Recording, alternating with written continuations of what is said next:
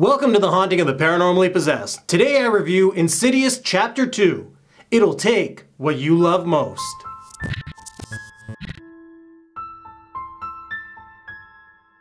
Written by Leigh Whannell, directed by James Wan, starring Rose Byrne, Patrick Wilson, Leigh Whannell, Angus Sampson, and Lynn Shay. This film picks up right where the last one left off. Whatever it was that was haunting my family,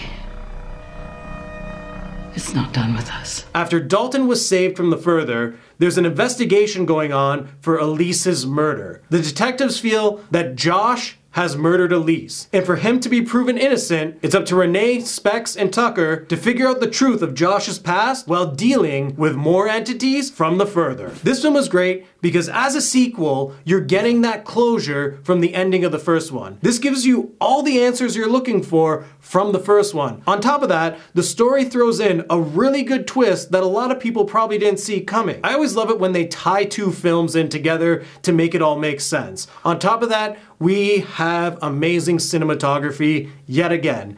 James Wan, as the director, did a great job showcasing this film and building this tension through his shots. He used similar techniques as he did in the first one, with a lot of tracking movements, people being in the frame and then out of the frame in the next shot, and just giving us this overall creepy atmosphere. I just like the idea of this dimension the further, and I felt that they utilized this to their strengths to really tie everything in. There's someone standing in front of you. What's he saying? He's got your baby. He's got your baby. He's got your baby. He's got your baby. He's got your baby. This film also went in a different direction, which I think is a great direction, and that is it was riddled with jump scares. A lot of people don't like the tacky, cheesy jump scares, and I felt that this film did a good job creating natural scares. It used tension to build up those moments, and then it wasn't like a cheap door slamming or a window cracking. It was actually people jumping at you, entities or ghosts just popping up and making you fly off of your seat. And what was great about it is when you got hit with one jump scare, it wasn't like, bam, we're gonna scare you and it's over. No, they had like 1 to 2 minute segments where they were just throwing everything at you, and it was hard to like look at the screen because something new is popping out and something crazy is going on. This film did a really good job creating a scary atmosphere. Shut up! Get out of my head! Shut up!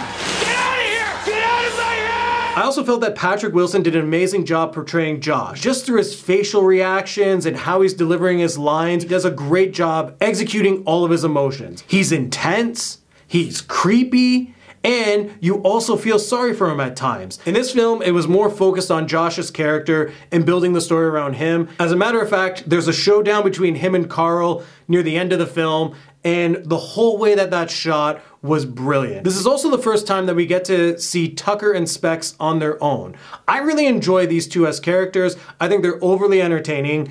Specs, who's played by Leigh Whannell, and Tucker, who's played by Angus Sampson, did a great job. They have amazing chemistry on screen, and for those more comedic moments, they're the ones that bring the tension down, but shoot it right back up as something crazy happens. Though as much as I love this story and them going back to the first film, I do find it odd how they play with the idea that the further can be presented in any time period. We get so many moments where they play with time travel that it almost doesn't make sense, and it's a little confusing as to how this all happens. Something I was also disappointed in is Lynn Shay's character, Elise. We don't actually see her until later on in the film. It's one of those things that you want to see her character throughout the film, and there's no reason why she couldn't be reintroduced sooner. Overall, I really enjoyed this film. I found Insidious 2 to be way scarier than Insidious 1. This one was faster paced, there was more jump scares, and they did a great job tying the two together and creating a very interesting story. This film keeps up with its beautiful cinematography and creepy lighting to add to the tension and make this atmosphere really eerie. Though I do question a couple of story choices, and the idea of going back in time